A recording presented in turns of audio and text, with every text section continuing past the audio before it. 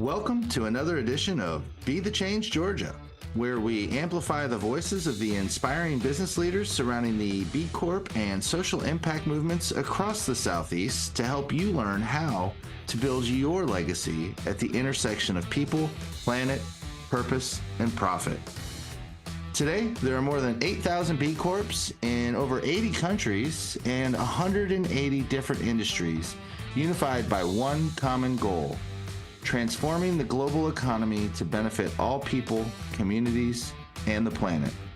If you want to learn how to plug into our purpose-driven business community alongside the inspiring leaders we feature on this show, check us out at belocalgeorgia.com or on Instagram or Facebook at belocalgeorgia, and we'll hope to meet you at our next event. On today's episode, I'm excited to host Scott Koloms, President and CEO of Facilities Management Services and the founder and CEO of Canopy KY. Facilities Management Services is a janitorial services company that believes investing in their people will be good for the business and positively impact the communities they serve. Canopy KY is a nonprofit on a mission to grow Kentucky businesses to positively impact people, planet, and community. In our conversation, Scott shares his journey into entrepreneurship and the importance of finding common ground to make positive impacts. We also discuss how sometimes we need to adapt our language to communicate the importance of social impact and sustainability in business and the value of celebrating the journey.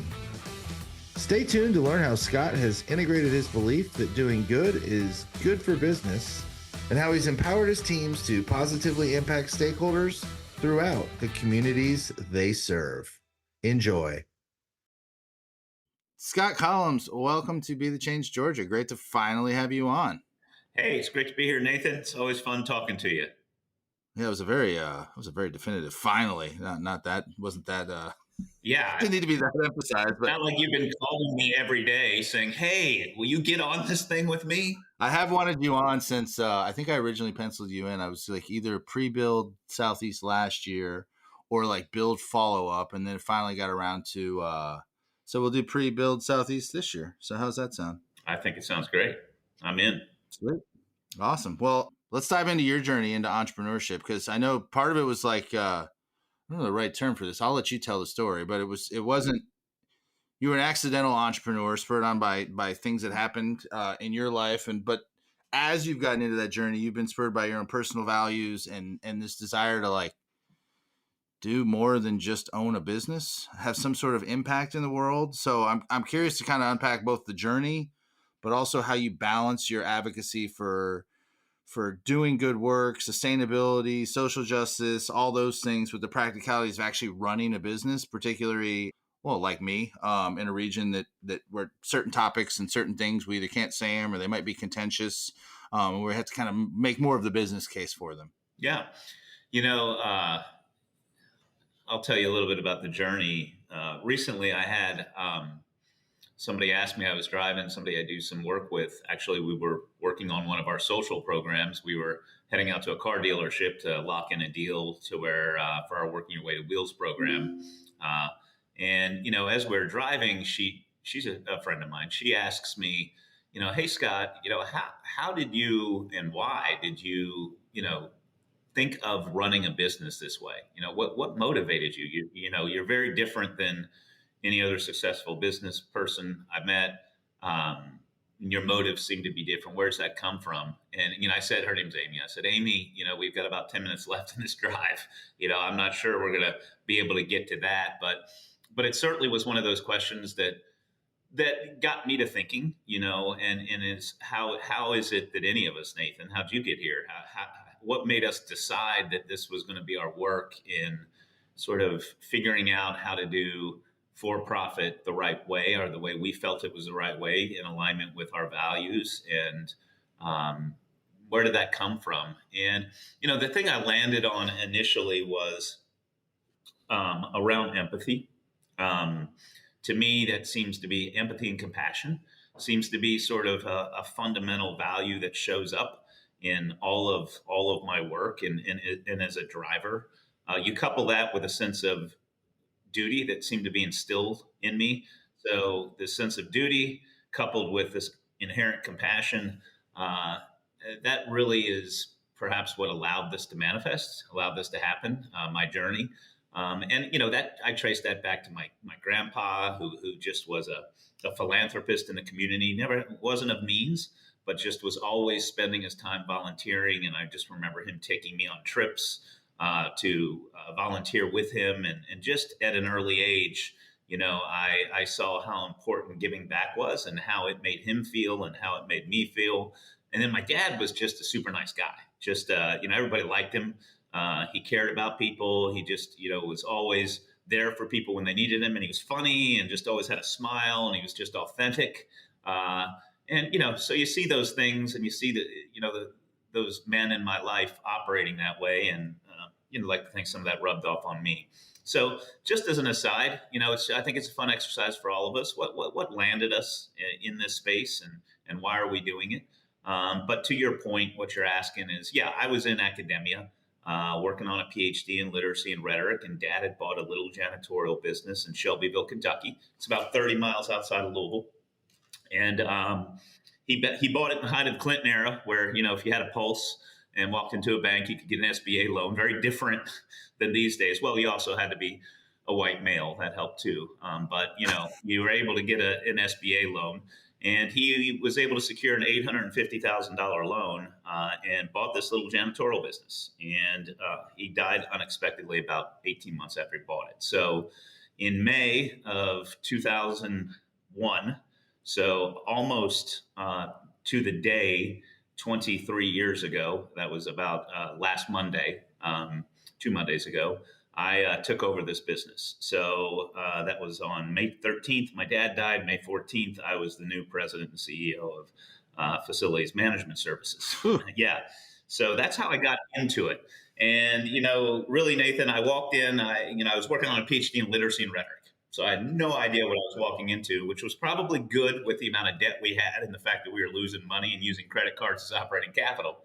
But besides that, I walked in, and my business plan really at its essence was, I think if I take care of people, that things will work out. And really my journey for the last 23 years has been around getting more sophisticated around that. Well, I think one of the cool things, you and I were talking about, we were talking about content for Build Southeast.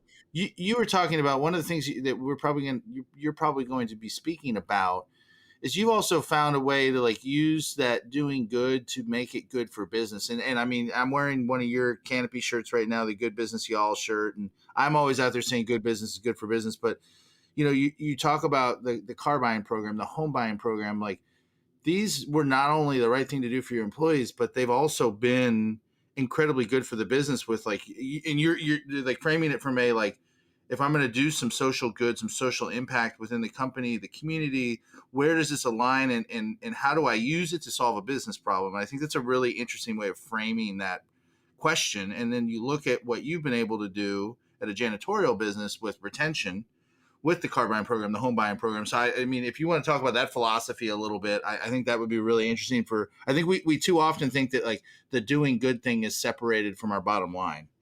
Right. So, when I talk about this effort and this sort of business model that we operate, I'm quick to point out that we were a conversion company. And what I mean by that is Dad wasn't necessarily thinking this way when he started FMS.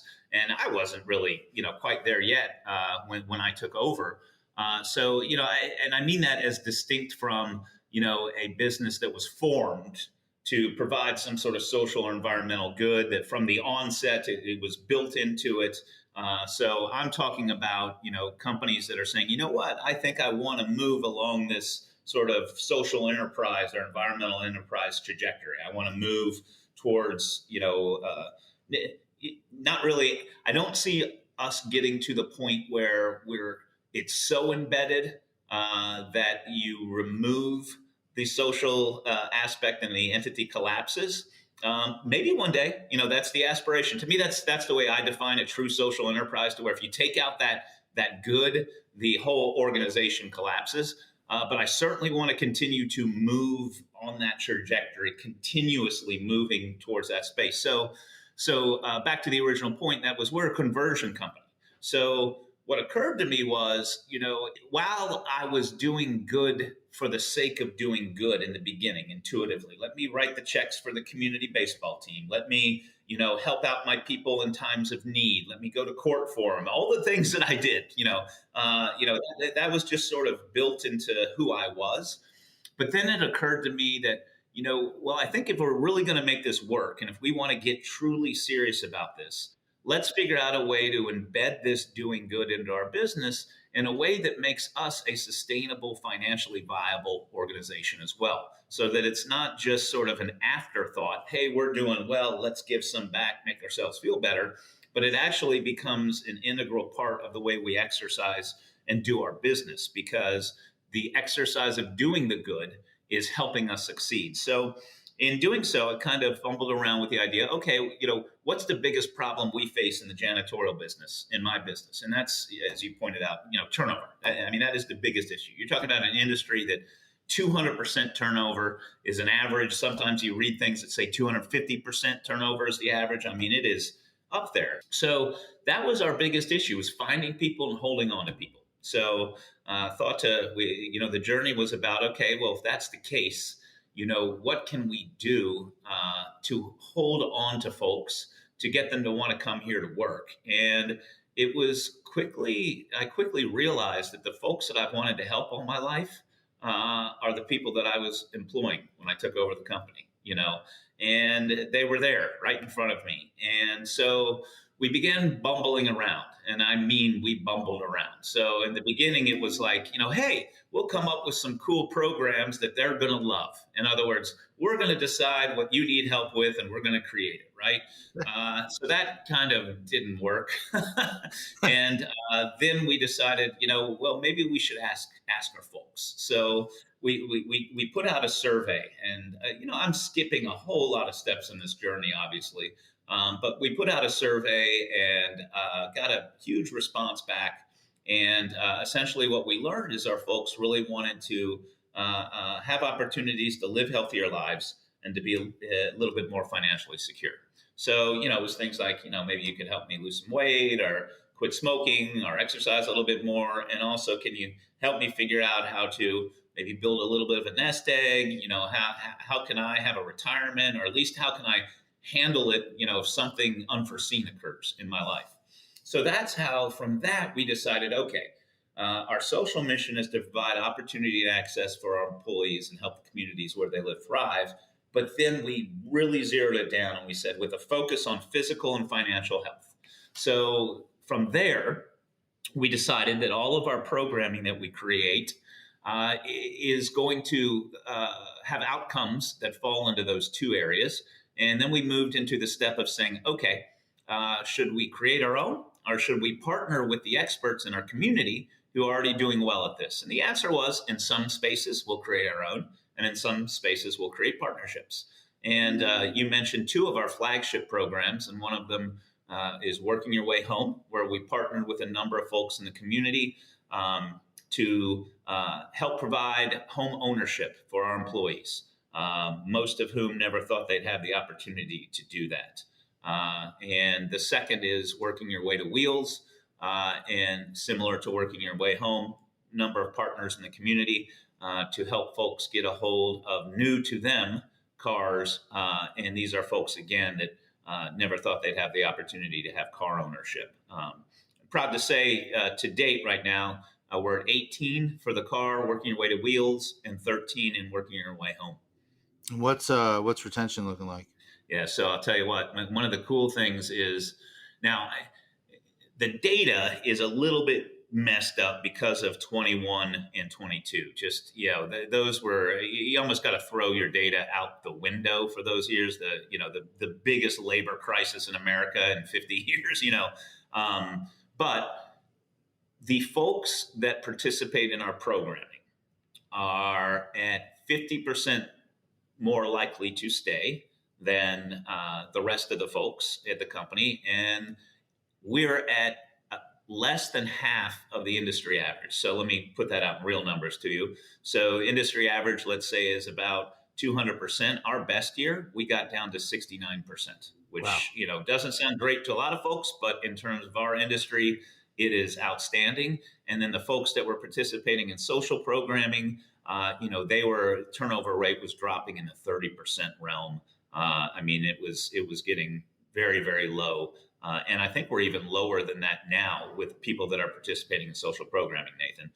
A cool stat, too, is that 55% of our employees, current employees, came from referrals from other employees. Wow. Yep. That's incredible. Yeah. And it's funny. There's another company I'm working with. I won't name them, but in Kentucky doing similar, where it's like the referrals come from current or former employees, where you're like, whew, you're doing something right when, Yeah. so you don't have to live and die by the Glassdoor review. Yep. Yep.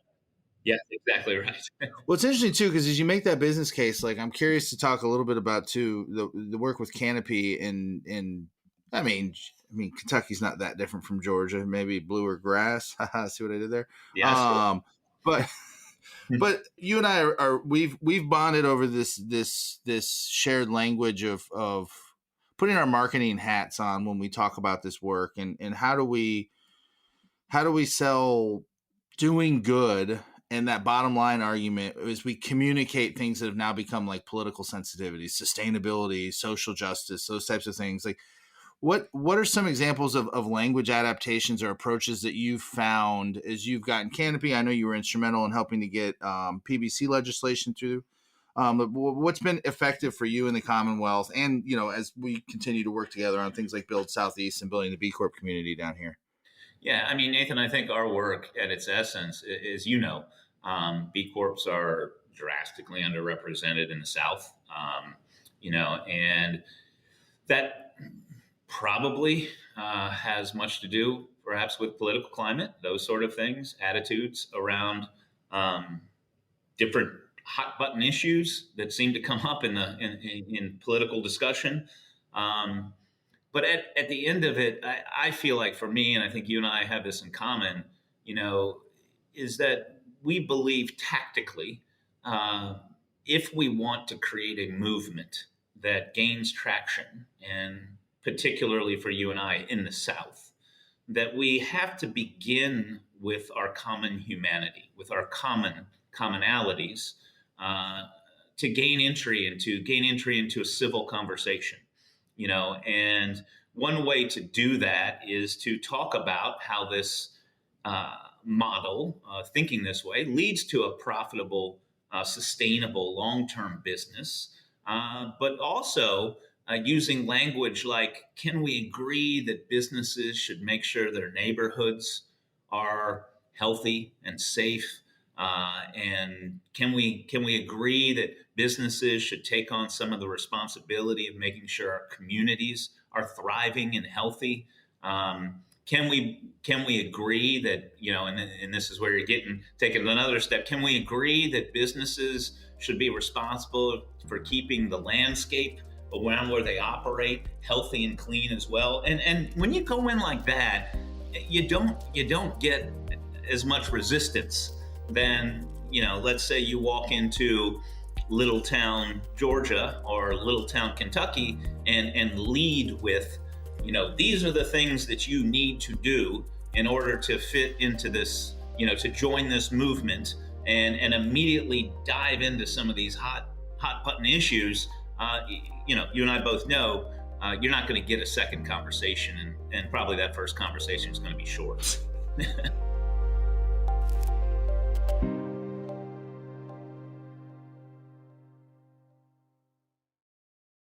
Yeah, I travel a lot. I think I've been to like 29 states now. Since I started my for-profit, 5 countries I've spoken at, been to conferences, and you end up in a lot of those conversations, like you said, and maybe it's in the South that our muscles are better exercised.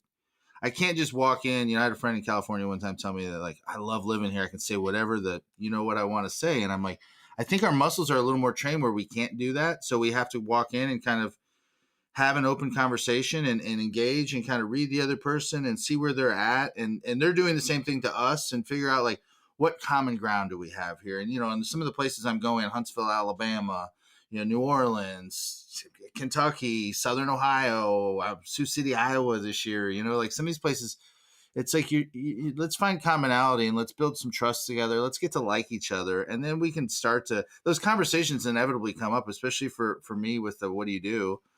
And I think that you find that we have a lot more in common. Like you said, if you address it, like, don't you care about your employees and they're being able to provide for their families? Like nobody's like, well, maybe there's a couple business owners out there that are like, oh, screw them.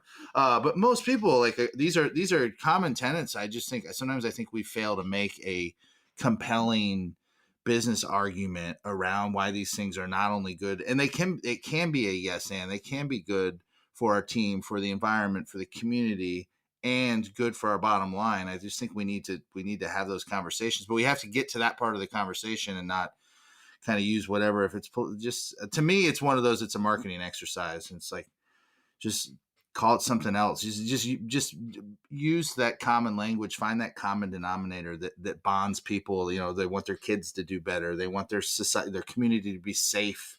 They want their neighbors to not go without. Like these are common threads of a civilized society that we all pretty much agree on. Look, a couple of points I want to make to everything you just said. To me, maybe it's more than a marketing tactic. I mean, it really, for me, it is an alignment with my values. You can't create a set of tactics to accomplish something that aren't in alignment with the values. So when I hear, and I know you didn't mean it this way, but when I hear, it's a marketing tool, you're just saying that language, you're really trying to pull the wool. No, it's not really that for me. It's one is this idea that, there's enough spaces in this world that, you're either this or that. We're constantly being set up in this space. And I'm not interested in, I don't feel personally that the good business movement should be that, that you're either, you're either all the way here or you're excluded. And to me, what end do you get to? You get to a bunch that are this way, and then you have all the others. And now we have another situation that is similar to so many other political situations that are really making things difficult in America right now. We can't get to the table anymore because you're either this or you're this. And and I'm not interested in that, man. So tactically, what gets me excited and what I'm motivated by is that the understanding in any sort of interpersonal dynamic, whether it's between individuals or organizational dynamics, is that the process has to begin with common ground. You have to develop a relationship. You have to find that commonality, and we just happen, we identified what some of those are. And that's, most businesses are going to say, yeah, I care about my people. Yeah, I care about my neighborhoods. Yeah, I care about my community. Okay, let's talk about that. And then, once you begin to form a relationship that is built on trust, then you can move into spaces like maybe we can move towards compassion for other viewpoints. That's a nice step. Compassion and maybe moving to that space of putting yourself in someone else's shoes, that sort of thing, and then that progresses. But to me, tactically, it just doesn't feel right to walk in and say, well, here's where it is. And if you want to join my club, you got to be this way. And, and listen, as we always say at Canopy, we are a way, right? We're a way. We are not the way. We are a way. And but to me, I think you and I share this belief that if we're going to create a larger movement around what we identify as good business, and we've been sort of defining that as we speak, we're going to have to go in and find that common ground. We're going to have to go in and build some trust. And that has to be built into our methods. And we have to want to do that. That has to come from a good space. It can't be, oh, I'm going to get in there and trick you, get you to like me, and then I'm going to switch your viewpoint. That isn't it. For me, it's like, I think we can all sit down and get to know each other and move forward together. I do believe in that. I do believe that people, groups that are able to have discussions and sit at a table, usually something good comes out of that, right? Well, and I think too, and it's funny too that actually it was an interesting insight too on like maybe I should stop calling it a marketing tactic, but in my mind I'm thinking marketing from a sense of like identifying what your customer cares about Yeah. and what they value. And I think in some of those things about taking care of the community and things like that's these are common interests that we all share, and but we're not really talking about those. We're either talking over it or we came up with some academic term to throw at people, and then Yeah. and then it's, oh my god, now that triggered. So like I think it's, but there's an interesting component to that of how do we get people to, yeah, just find that common ground and have those conversations. And I mean, I've yet to, all those places I've been, I've yet to find anybody who's like, I hate my, well, there's always like the Clint Eastwood Gran Torino, like I hate my neighbors, get off my lawn person. But for the most part, everybody is bonded by these. And I want to touch on something else you just said too. And you've touched on it a couple of times. I don't know that you said the word, but it's a word that I use all the time. And I know it's another common shared belief between the two of us of like celebrating the journey. You've like danced around the word journey a couple times, but even describing, FMS's story of like, we didn't know what we were doing. We were just going to do something good. And, Yeah. we tried to reinvent the wheel. But I think there's a sense of, and this comes back to kind of maybe the shared common goals of where we're going as a business community, but I don't want to call it like a purity test lately, but I feel like there's been a like, you must be this good to ride the ride. And not saying that to get a certification, there has to be some sort of standard, but we're so quick to cancel if you're not perfect, if you're not doing all the things, or if you misstep, or maybe you just didn't see something because it's the first time you've done it. And maybe you don't have unlimited resources to throw into bringing in subject matter experts. But I feel like what you're doing with Canopy is really driving this, embracing the journey. Like, hey, we are celebrating, you are like, we want to do this, we want to do better, we don't really know where to start. Canopy gives them a framework of here's where to start, here's how to set goals, and now we have our goals, we have our strategy, we're moving forward, and then it's a constant iterative improvement cycle. And I think that is something that we're missing a lot in this space. Sorry, Yeah. I just basically told you what your answer is, No, but you no. can Well, talk. Nathan, I think it's a way of being, right? So that's part of it. It's a way of being, and that's different than putting goals out in front of you. Those two can act concurrently. But before I go into an example of what I think you're getting to here, it occurred to me that it's so interesting that what we know to be so inherently flawed tactically in how to have a healthy interpersonal relationship, say with a girlfriend or a spouse or a boyfriend or a husband. We know that it's incredibly wrong when there are two differing viewpoints and one person simply says, "You're wrong. We're not talking about this ever again." Right? I mean, and we know that. We know, hell no, you don't ever do that. And so the difference would be somebody would argue, well, I don't do that because it's somebody I care about. So if you think about it, what we're saying is that common humanity allows us to move to finding a way to care about someone else. We find something in common, we find value, and really at its essence, that's what we're doing, which may allow us to enter into that space of, okay, let's have the conversation and let's do that. But it's fascinating to me how most of us know that at an interpersonal level, but we don't think about that when it comes to political ideals and things like that. It's just you're wrong, you're a piece of crap, I'm not talking to you. But back to your original point about sort of the idea of it's a path, is think about, I did an exercise with my employees, my leaders at FMS once, and I had three quotes up on a board.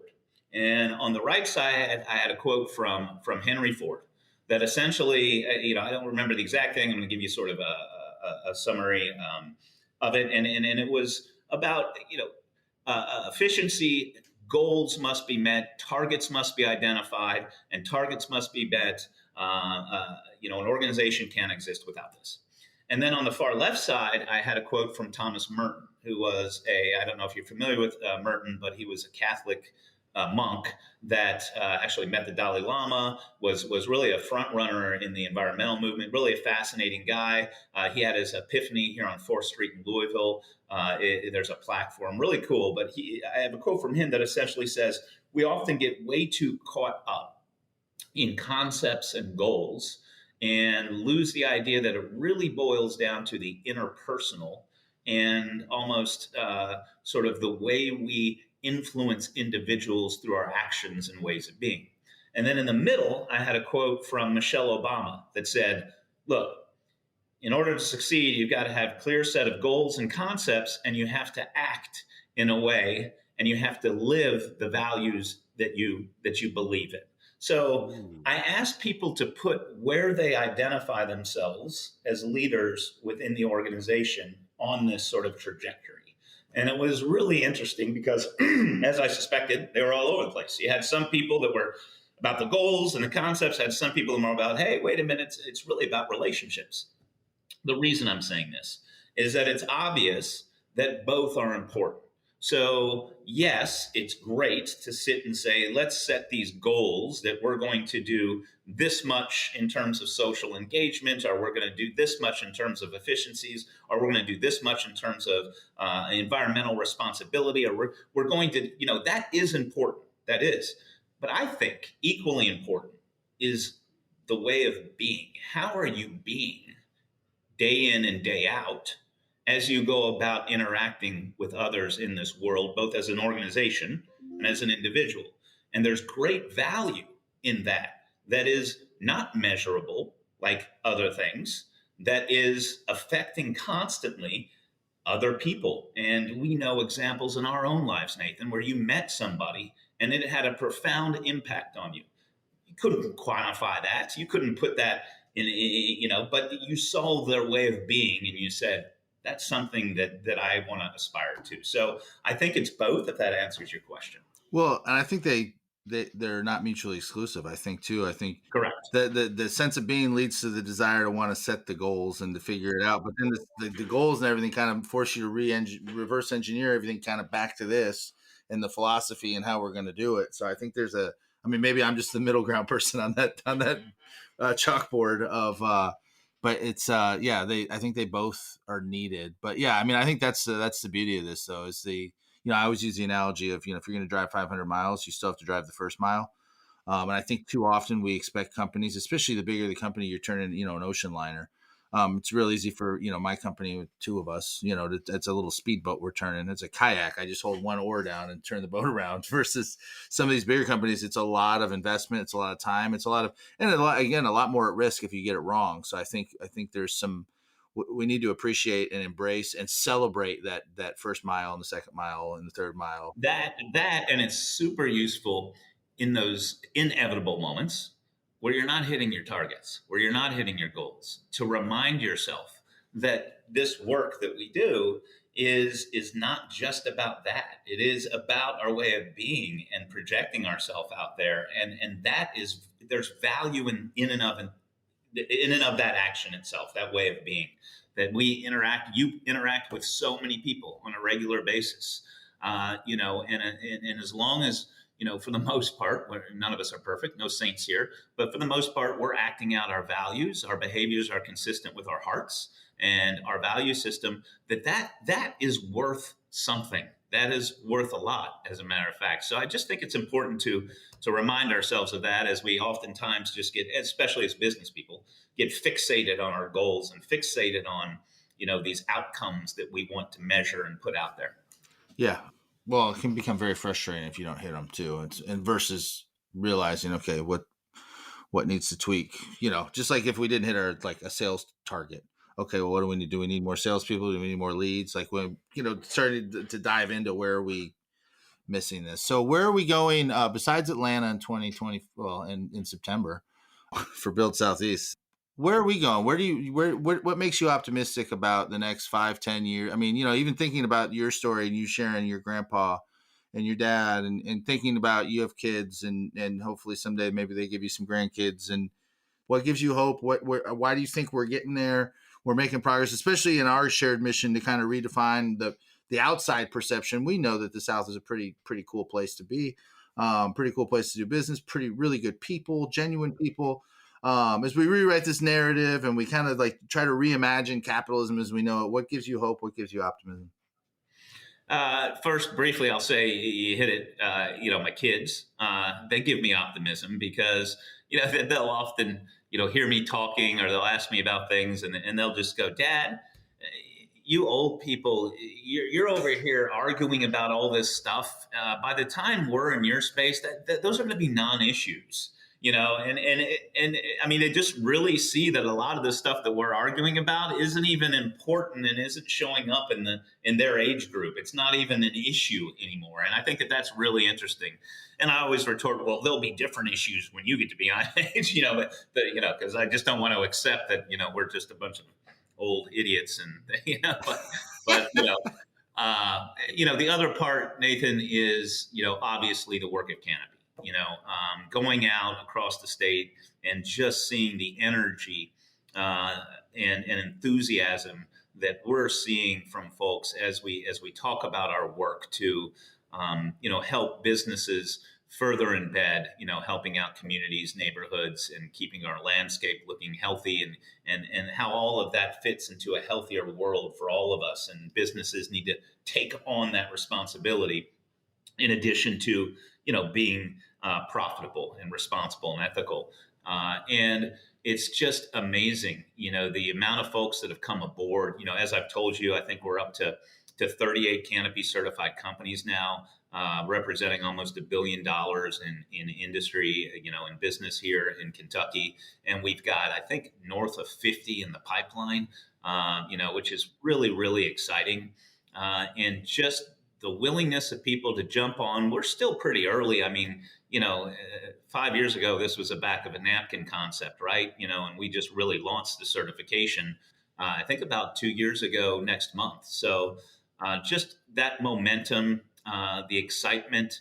I think there's a whole lot of people out there that are in that sort of intuitive space that really want to take on these things and are eager to learn how to do better. How do we be more responsible? How do we contribute more thoroughly while keeping our business, successful? So that's just been, that's an energizer, man. That keeps me going every day. It's the beauty. Yeah, exactly.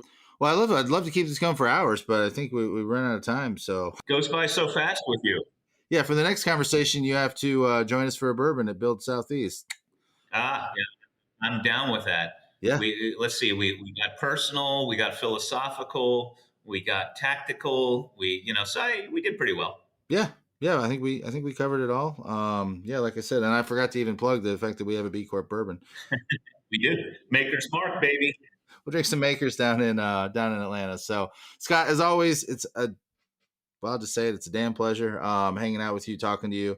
I always love these conversations because I do feel like I'm having a conversation with a friend, and we just happen to be recording it and sharing it with the world. So thanks for coming on, and excited to finally have made this happen. And we'll see you in a couple months. Well, Nathan, I don't know how many people say it to you when you do these talks, and I know you do a whole lot of orchestrating and you go out and do speaking engagements on your own. But, from all of us that have engaged with you and dealt with you, it's truly a pleasure.